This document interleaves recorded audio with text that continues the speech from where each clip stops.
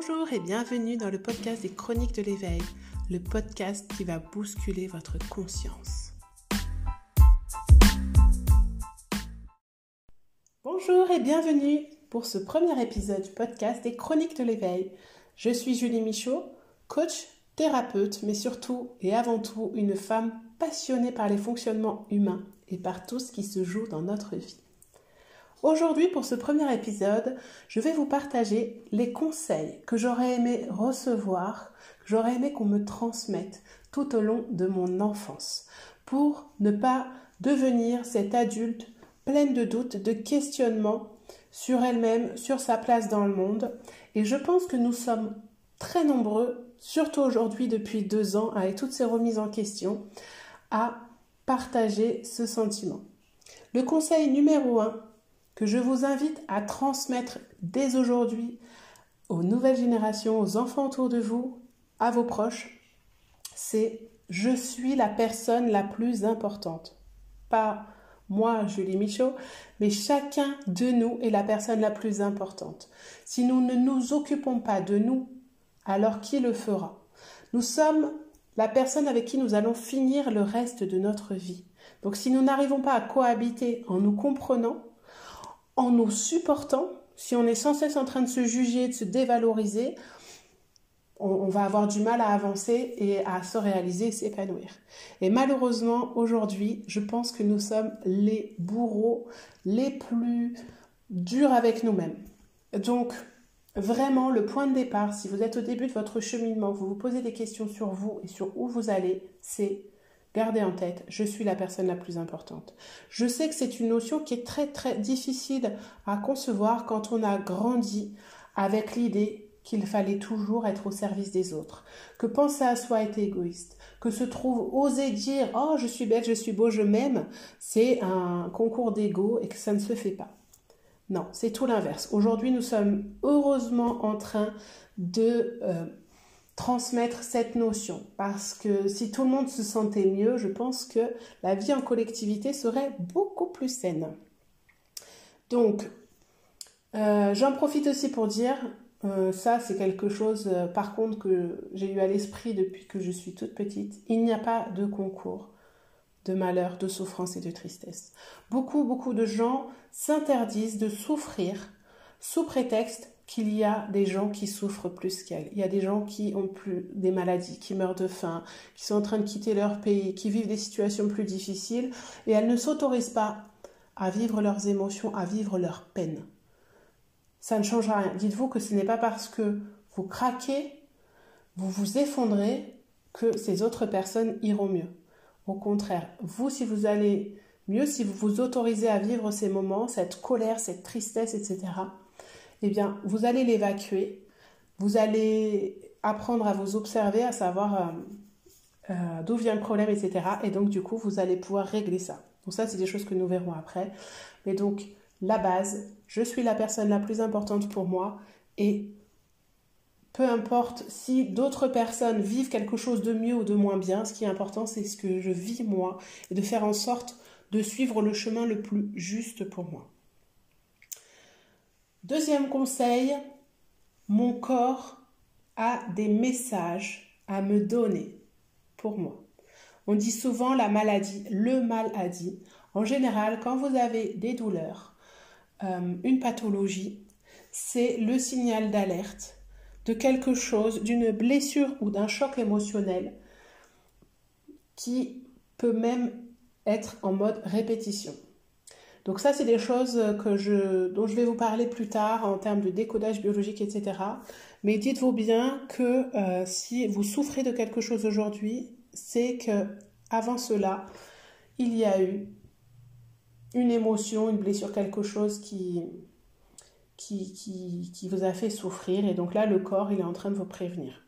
C'est souvent pour ça qu'il y a des personnes qui n'écoutent pas leur corps, qui n'écoutent pas ce que la vie leur propose, les signes de la vie, etc., et qui se retrouvent du jour au lendemain bloquées dans un lit, et après qui se retrouvent face à elles-mêmes et qui décident de transformer leur vie parce qu'elles prennent conscience, elles se retrouvent face à elles-mêmes et elles prennent conscience de beaucoup de choses. Donc ça, c'est un sujet qu'on évoquera plus tard, mais soyez vraiment à l'écoute de votre corps. Prenez l'habitude de prendre votre météo intérieure. Il n'y a pas besoin d'avoir fait 10 ans de méditation. Vous fermez les yeux, vous respirez tranquillement. Où j'ai mal? Dans quel état je me sens? Est-ce que je suis joyeuse? Est-ce que je suis triste? Est-ce que je suis en colère? Et déjà là, si vous êtes plus à l'écoute de votre corps, ça va vous aider dans votre façon de manger, votre façon de dormir, dans plein de choses. Et ça aussi, c'est quelque chose qu'on ne fait pas assez. Il existe, dans les autres conseils, il existe des outils pour que je comprenne ce que je suis venue vivre dans cette vie. Si on part du principe, alors vous l'avez sûrement déjà lu dans mes chroniques sur les réseaux sociaux, mais la vie est un jeu, c'est vous qui êtes le maître du jeu. Vous êtes responsable de votre vie, c'est vous qui avez écrit les règles du jeu, de ce que vous alliez vivre dans cette quête, dans ce level. Donc, vous aviez défini les défis, vous avez choisi votre famille, votre culture, la religion, le moment où vous allez naître, votre prénom, etc. Et donc, vous avez aussi choisi les bagages émotionnels de vos vies passées, de cette famille, qui vont vous permettre de dépasser, qui vont permettre à votre âme de dépasser une certaine blessure, de comprendre des choses. Et tout ça, vous pouvez le faire parce que vous êtes venu aussi avec des dons, des ressources et des qualités. Donc, il existe aujourd'hui des outils. Le thème natal, l'énéagramme, le design humain, la numérologie, le tarot, etc., l'astrologie, énormes, et je ne connais pas tout. Il existe aujourd'hui énormément d'outils qui vous permettent déjà de vous donner une base par rapport à votre date de naissance, à vos prénoms, et qui vont vous donner les besoins, les défis, votre mission de vie, vos ressources, les expériences par lesquelles vous devez passer pour pouvoir avancer. Donc, sincèrement, si vous n'avez jamais utilisé ces outils, laissez-vous surprendre parce que je vous garantis que ces outils vont vous permettre de vivre une vie plus en conscience. C'est-à-dire, je m'explique, c'est-à-dire que vous allez comprendre grâce à ces outils, grâce à des outils aussi comme la psychogénéalogie, qu'il y a des choses que vous portez qui ne vous appartiennent pas. Donc vous avez sûrement déjà entendu parler des croyances limitantes, des idées qu'on vous a mises, des vérités qu'on vous a répétées toute votre vie au niveau de vos parents, de la société, éventuellement de votre communauté religieuse. On vous a inculqué des vérités et du coup, pour vous, vous regardez la vie, le monde qui vous entoure selon ce prisme, selon ce filtre. Eh bien, dites-vous que si vous apprenez à vous connaître, que vous apprenez à savoir quels sont vos fonctionnements quand vous êtes en excès, quels sont vos besoins, etc. Que vous apprenez que vous portez des mémoires de tels ancêtres qui ne vous appartiennent pas, vous allez pouvoir vous libérer. Et pour vous libérer, il existe d'autres outils qui sont l'épigénétique et les actes symboliques, entre autres, mais il y a aussi l'hypnose, des moyens d'aller un petit peu dans l'inconscient, les soins énergétiques, etc. Tout ça, on va le développer plus tard dans les différents épisodes de podcast. Mais il existe des outils, des thérapies, des accompagnements que vous pouvez faire de façon autonome ou avec un professionnel pour vous détacher de ce qui ne vous appartient pas, pour vous permettre de retrouver votre authenticité, votre individualité et d'avancer sur votre chemin de vie à vous et de ne pas suivre le chemin que vos parents auraient aimé que vous suiviez ou qu'un ancêtre décédé vous fait porter, etc. Je sais que là, ça peut paraître un peu confus si vous ne connaissez pas toutes ces notions, mais je vous invite à vous abonner au podcast, à mon compte des Chroniques de l'éveil, et vous allez retrouver des posts, aller lire des articles sur mon blog, sur mon site internet juliemichaud.com, ou à suivre des accompagnements avec moi pour en savoir plus. Et il y a aussi beaucoup de gens, de thérapeutes, de coachs qui évoquent toutes ces notions-là. Une autre notion très importante que j'aurais aimé apprendre il y a très longtemps et que j'ai réussi à intégrer.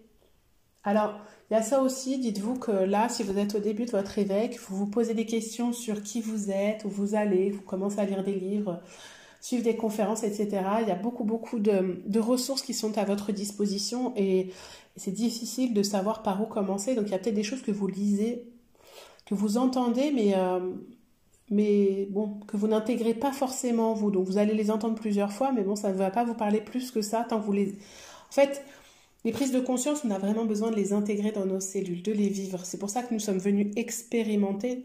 Nous sommes des âmes qui sommes venues expérimenter dans cette vie des choses. Et donc du coup, cette notion-là, je l'ai intégrée cette année grâce à une coach, et j'ai vu beaucoup de coachs en parler. C'est l'idée que ce sont vos pensées qui génèrent les résultats dans votre vie. Donc jusque-là, vous allez me dire pourquoi pas. J'ai toujours entendu dire les pensées sont créatrices, mais il me manquait des maillons de la chaîne. Et en fait, ça aussi, j'ai déjà expliqué dans les posts des réseaux sociaux. J'ai fait un article dessus, il me semble, sur le blog.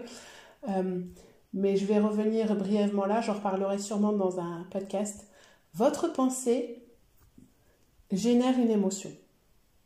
Ces émotions dictent vos actions et vos actions entraînent des résultats. Donc si vous pensez à quelque chose, bon je sais pas, je vais dire n'importe quoi, vous engagez, vous mariez. Si cette pensée vous crée un stress, et donc du coup vous génère un stress qui vous paralyse, qui vous bloque, eh bien vous allez mettre en action que des choses qui vont aller à l'encontre de cet engagement. Et donc vous n'aurez aucun résultat. Et après vous allez vous dire mais pourquoi tout le monde vit en couple, pourquoi tout le monde se marie et pas moi, je ne comprends pas.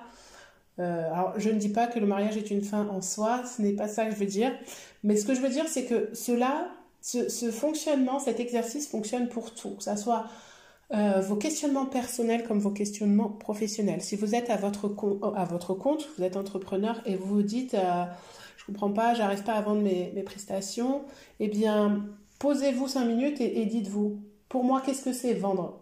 Et si pour vous vendre, c'est manipuler les gens, c'est les obliger à acheter, si vous vous dites ah bah oui mais je ne suis pas assez intéressant, je n'ai pas de valeur, eh bien qu'est-ce qui va se passer? Réaction du cerveau, soit vous allez fuir, soit quand on est dans le stress, soit on fuit, soit on lutte, soit vous allez procrastiner et donc du coup où vous allez vous sentir paralysé. Donc bref, il n'y aura pas d'action.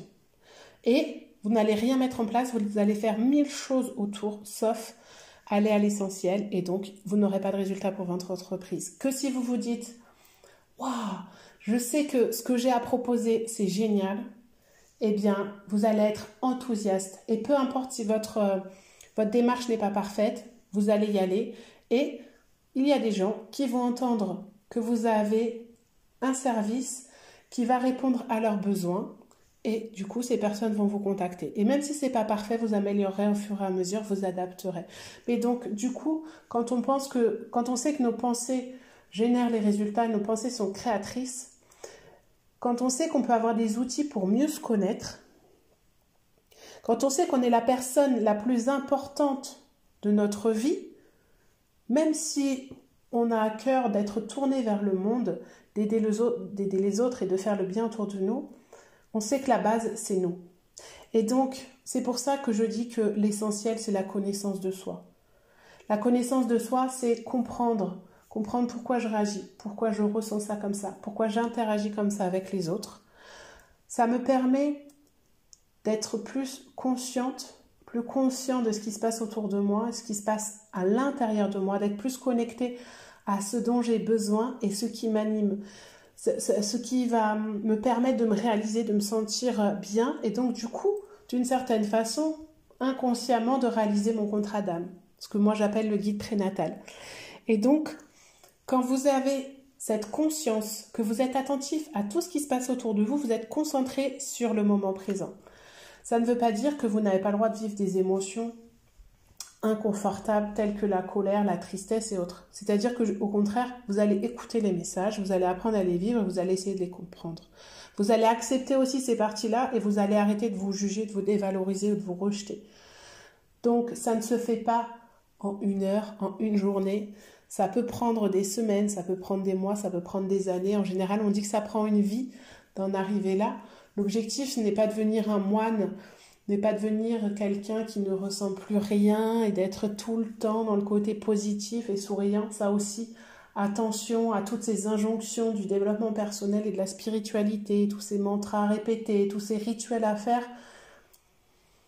Je ne dis pas que c'est mauvais, je dis juste que tant que vous ne connaissez pas vos besoins, vous ne saurez pas vers lesquels aller, vous risquez de vous enfermer dans des fonctionnements, des rituels qui ne vous correspondent pas forcément. Et vous allez perdre du temps, de l'énergie et peut-être même parfois vivre des moments compliqués de remise en question parce que vous allez faire des choses qui ne vous correspondent pas. Donc plutôt que d'aller vers une liberté, qui était l'objectif initial, vous allez vous enfermer.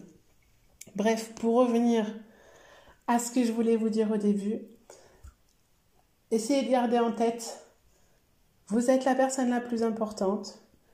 Il existe des outils pour mieux se connaître. Vivre en conscience et s'observer, ça permet de réajuster aussi nos fonctionnements. Nous sommes responsables de notre vie, nous sommes responsables des émotions que nous ressentons, nous choisissons de vivre ou non dans la souffrance. Même si la douleur est inévitable, nous choisissons le temps, le moment et de comment nous allons le ressentir, cette souffrance ou non, et de ce que nous allons en faire surtout, que ça soit au niveau du corps. Donc il est aussi très important, quand vous commencez à travailler sur vous, entre guillemets, à vouloir mieux vous comprendre, je préférerais cette formulation-là, c'est d'aller aussi bien sur l'esprit, votre façon de penser, que sur votre corps, ce qui se passe dans votre corps et votre énergie. Tout ça est lié. Nous en reparlerons plus tard, je ne vais pas donner trop d'informations maintenant. Vous êtes maître de votre vie. C'est ce qui vous permet de créer la vie que vous voulez. Mais pour ça, il faut que vous sachiez ce qui se passe en vous et ce que vous êtes venu faire ici. Si jamais vous avez besoin de plus d'informations, vous savez, je vous rappelle que je suis coach thérapeute spécialisée en psychogénéalogie cognitive. J'ai créé un accompagnement qui s'appelle le guide prénatal. C'est un accompagnement basé justement sur votre thème natal en tarologie, numérologie. Je me sers de votre date de naissance, de vos prénoms et de votre histoire familiale en psychogénéalogie pour